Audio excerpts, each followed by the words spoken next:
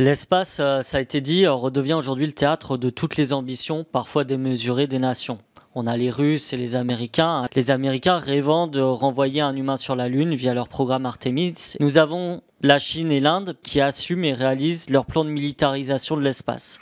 Et puis, des multimilliardaires comme Jeff Bezos et Elon Musk, appartenant à ce qu'on appelle le New Space, dont les activités ne sont pas régulées, pouvant faire peser, comme on l'a vu en Ukraine, de graves dangers géopolitiques. Ce décor planté, quelle ambition avons-nous pour la France et sa participation à l'ESA, l'Agence spatiale européenne? Notre pays est, nous le savons, un fleuron de l'aérospatial européen et international. Depuis le début des années 1960, nous avons lié un récit et des prouesses de recherche et de technologie avec des succès comme Ariane. Le CNES a été la pointe avancée de ces réussites.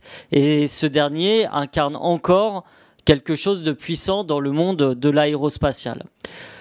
Néanmoins, il convient aujourd'hui d'observer des écarts qui existent entre les objectifs annoncés par la France et la réalité de la scène européenne en raison d'ambitions qui divergent sur les aspects économiques, industriels et stratégiques. Ainsi, le budget de l'ESA est de 16,9 milliards d'euros, mais M. Ashbacker prévoyait, lui, 2 milliards d'euros supplémentaires.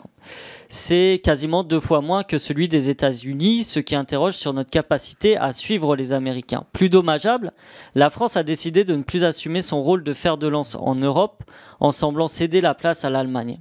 La contribution de la France pourrait même être dépassée par celle de l'Italie.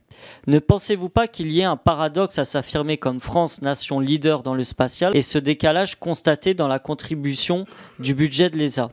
D'un point de vue militaire, M. Macron évoquait en février 5 milliards d'euros d'investissement pour le spatial militaire d'ici à 2025, avec une nouvelle capacité d'action dans l'espace extra-atmosphérique. Est-ce que le budget de l'ESA comporte des investissements liés à cette nouvelle capacité?